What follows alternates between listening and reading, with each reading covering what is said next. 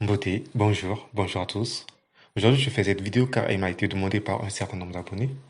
Il s'agit d'une vidéo autour de la question qui n'est autre que comment remplir le formulaire de demande de visa. Dans cette vidéo sont concernés tous ceux qui sont dans les pays qui ne sont pas éligibles à la procédure France Visa. Donc, ils ne peuvent pas effectuer une demande de visa en ligne. Vous êtes concernés? Alors, likez la vidéo, abonnez-vous à la chaîne et n'hésitez pas à laisser en commentaire votre préoccupation ou votre avis. Vous êtes partant? On se lance dans le vif du sujet.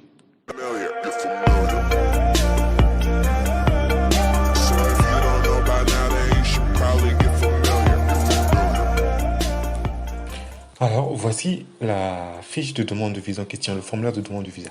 Alors, première des choses à savoir ou à comprendre, c'est qu'il faut déjà penser à mettre une photo d'identité. Et d'ailleurs, ce formulaire, vous pouvez le remplir à la main. Ça ne cause aucun problème. D'ailleurs, restez bien jusqu'à la fin de la vidéo, car comme d'habitude, il y a une petite surprise pour vous. Et pour être franc, la petite surprise en question, c'est juste de vous présenter le formulaire que moi j'ai rempli lorsque j'ai fait ma demande de visa. Donc, vous trouverez ce formulaire en fin de vidéo. Voilà, première des choses à savoir, c'est que les premiers points, vous les laissez vides. Il n'y a rien à remplir ici, vous les laissez vides. Par contre, vous dites quel est votre nom. Moi, par exemple, je dis, je suis mon BGR. Voilà, je dis plutôt, mon nom c'est BGR. Nom de famille, je laisse vide ici. Prénom, ben c'est mon, pour que le total fasse mon BGR. Et ouais. Et je continue. Date de naissance. Je suis né quand? Par exemple, à titre d'exemple, je suis né le 01/01/2020. Lieu de naissance. Je suis né. Donc là, il s'agit de mettre la ville où vous êtes né. Je mets par exemple, je suis né à Paris. Mais évidemment, vous n'êtes pas né à Paris. Hein. Vous êtes né dans la ville. Enfin, ça, c'est pas une chose à dire parce que vous connaissez forcément où vous êtes né. Et ensuite, pays de naissance, évidemment, c'est le pays où vous êtes né. Donc, bon, modifie un peu. Je dis pas Paris ici. Je ne dis pas Paris, mais plutôt Brazzaville. Voilà. Parce que ça, au moins, c'est la réalité. Je suis né à Brazzaville. Mon pays de naissance, c'est le Congo. Ma nationalité, je suis de Brazzaville, alors je suis congolais. Je suis de nationalité congolaise. Nationalité de naissance, ça, je laisse tranquille parce que c'est la même nationalité que ma nationalité de naissance, en fait. Du coup, je ne modifie rien. Le sexe, je suis de sexe masculin. Pour les femmes, vous mettez féminin, bien évidemment. État civil, je suis célibataire. Je suis étudiant, je suis censé être célibataire et je le suis. Et si vous n'êtes pas célibataire, vous évidemment, vous dites marié, séparé ou autre chose. Hein. C'est pas interdit. Ensuite, pour les mineurs, nom et prénom, je ne suis pas mineur, je ne suis pas concerné. Par contre, si vous êtes mineur, lisez tout ça et remplissez comme il faut. Donc, vous allez dire, donnez le nom et prénom ainsi que l'adresse et la nationalité de l'autorité parentale. Donc, vos parents ou vos tuteurs. Numéro national d'identité. Là, il s'agit de mettre votre numéro. Il s'agit de mettre votre numéro de CEMI. Donc, de la carte nationale d'identité. Voilà, on continue. Type de document de voyage, c'est un passeport, mais pas n'importe lequel, c'est un passeport ordinaire. Le reste, vous laissez vide. Numéro du document de voyage, donc votre numéro de passeport. Votre numéro de passeport. Voilà. Date de délivrance, vous vérifiez sur votre passeport quand ça a été délivré et quand ça va expirer. Petit conseil, il faudrait savoir qu'il est conseillé que, ou il est demandé, c'est quasi obligatoire en fait, que pour votre demande de visa, la durée de validité du passeport doit être au minimum de 15 mois. Donc une année et 3 mois. Voilà. Ça, il faut en prendre compte. Si c'est moins de 15 mois, ça peut vous porter préjudice. Adresse de domicile. Là, il s'agit de mettre l'adresse dans votre pays actuel. Donc l'adresse dans votre pays. Ensuite, votre adresse électronique. Mon adresse électronique à moi, par exemple, c'est mon solide BGR. Et bien évidemment, il n'est pas question de vous le faire comprendre. Vous devez savoir que l'adresse mail que vous mettez doit être une adresse valide que vous utilisez souvent. Pareil pour le numéro de téléphone. Ça doit être un numéro de téléphone valide que vous utilisez. Parce que après votre demande de visa, une fois le consulat aura pris la décision de vous donner ou non votre visa, ce dernier vous appellera pour vous remettre votre passeport. Évidemment, ils vous appelleront directement à partir de votre numéro de téléphone. Donc, faites attention à avoir un numéro de téléphone qui soit valide. On continue. en cas de résidence dans un pays autre que celui de votre nationalité. Ce qui revient à dire, si par exemple vous êtes sénégalais et que vous êtes dans un autre pays, par exemple au Maroc, et c'est là que vous faites votre demande de visa, il vous faut fournir le numéro de titre de séjour, le numéro de délivrance, ainsi que la date d'expiration. Par contre, si vous êtes sénégalais et que vous êtes dans votre pays d'origine, là, vous laissez vide. Je dis sénégalais, hein, c'est un exemple. Vous pouvez être congolais, sénégalais, marocain ou autre, peu importe la nationalité. Tant que vous êtes dans votre pays d'origine et c'est dans votre pays d'origine que vous faites votre demande de visa, vous laissez du vide. Activité professionnelle. Si vous travaillez, vous dites ce que vous faites. Si vous ne travaillez pas, vous laissez le vide.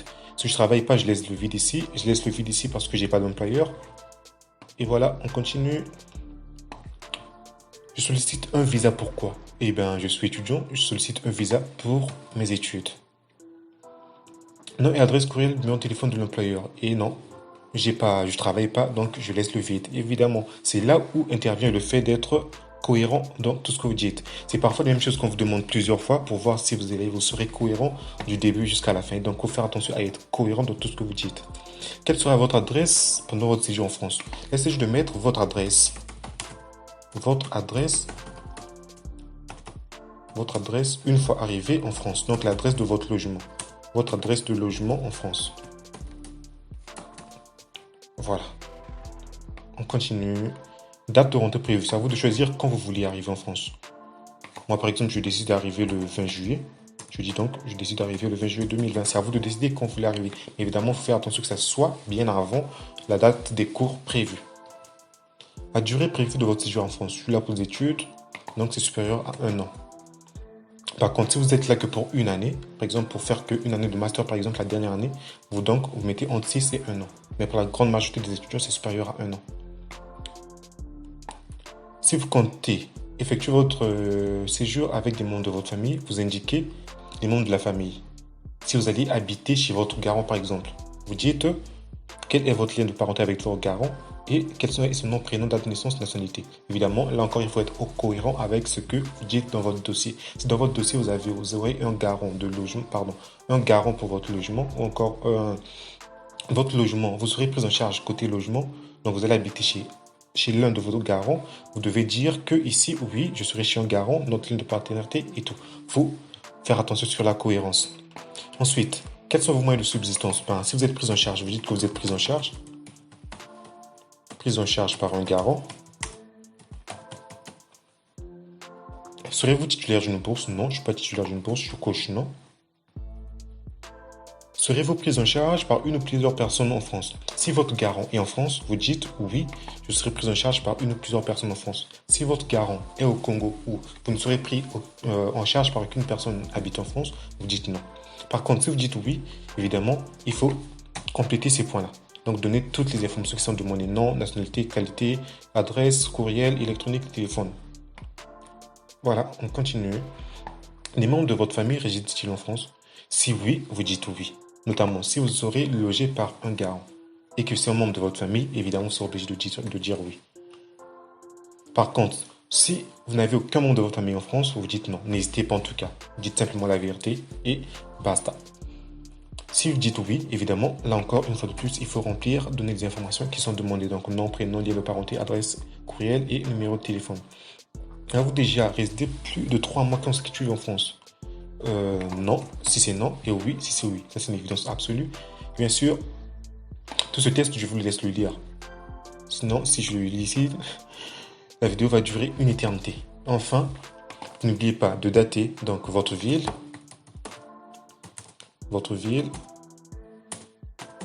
le 18 juillet 2020.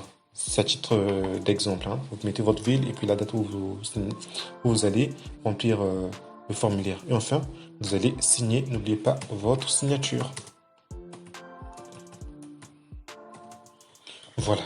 On a fait le tour de suite. Là, vous voyez, il n'y a plus rien à remplir. Tout est rempli. C'est vite fait, c'est rapide. Comme je le disais, vous pouvez remplir soit à la main, soit avec votre ordinateur. N'oubliez surtout pas de mettre une photo. Et après, n'oubliez pas, je vous mets dans cette vidéo la fiche de demande de visa que j'ai eu à remplir lorsque moi j'ai effectué ma demande de visa. Comme ça, vous aurez une idée plus précise de tout ce qu'il y a à remplir. Voilà, pour aujourd'hui, on s'arrête là. J'espère que la vidéo vous a été intéressante d'une manière ou d'une autre. Alors n'hésitez pas à laisser un pouce bleu, à vous abonner et à laisser en commentaire votre avis ou votre préoccupation. Allez, on se laisse là et on se dit ciao.